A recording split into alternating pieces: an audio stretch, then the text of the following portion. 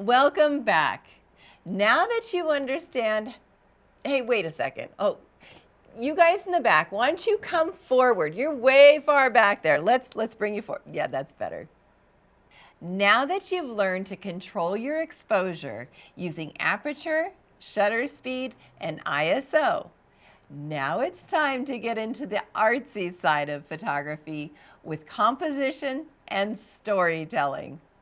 Great images aren't just about technical settings. They're also about how you frame your subject, guide the viewer's eye, and create emotional impact.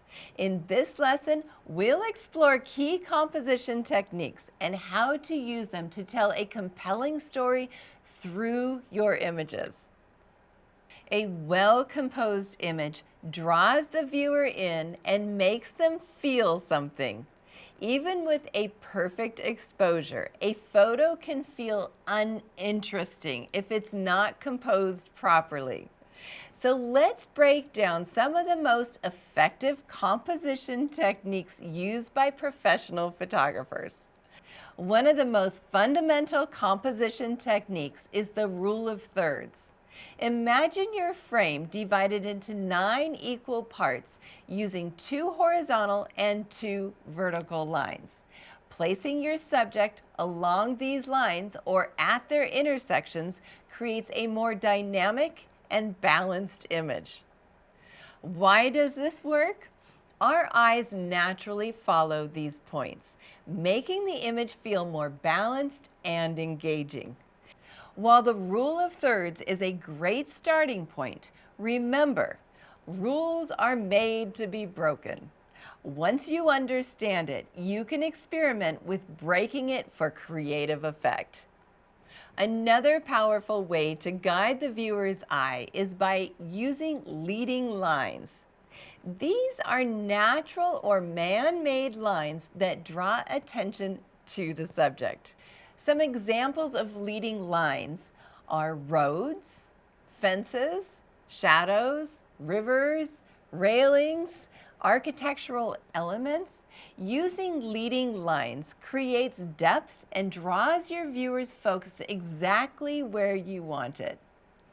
Framing is a technique where you use objects in the foreground to frame your subject, adding depth and directing the viewer's attention. Examples: doorways, windows, trees, arches, hands forming a frame. This technique works especially well in storytelling, making your subject stand out while adding layers to the image. Balance in an image is key. A well-balanced image feels intentional, whether it's symmetrical or asymmetrical. Symmetrical balance has equal elements on both sides of the frame. Asymmetrical balance has unequal elements but still visually pleasing. Negative space, or the empty space around your subject, can also make a photo more impactful. It allows your subject to breathe and makes the image feel clean and intentional. Great photography isn't just about how a photo looks. It's about how it makes people feel. Every photo tells a story, whether it's a moment of joy, a sense of mystery, or a powerful connection. Think about emotion. What do you want people to feel when they see your photo? Use perspective. Shoot from a different angle to change the way your subject is perceived. Look for detail. Sometimes a close-up tells a stronger story than a wide shot. When composing your shots, ask yourself, what am I trying to say with this image? This small shift in thinking will help you make more meaningful photos. Now let's put these composition techniques into practice. Here's what I want you to do. Take one photo using the rule of thirds. Find a leading line in your environment and use it to guide the viewer's eye.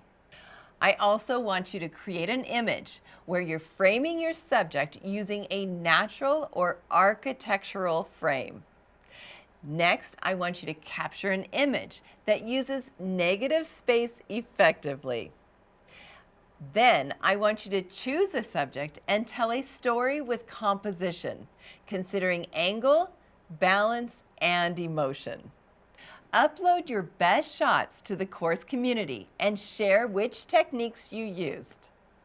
Here are some common mistakes when it comes to composition and how to fix them. Mistake number 1, centering every subject without purpose. Solution: try placing your subjects off-center using the rule of thirds. Mistake number 2, cluttered background, distracting from the subject. Solution: use a wider aperture to blur the background or change your angle. Mistake number 3, flat, uninteresting images. Solution: add depth with leading lines, framing, or foreground elements. See you in the next lesson.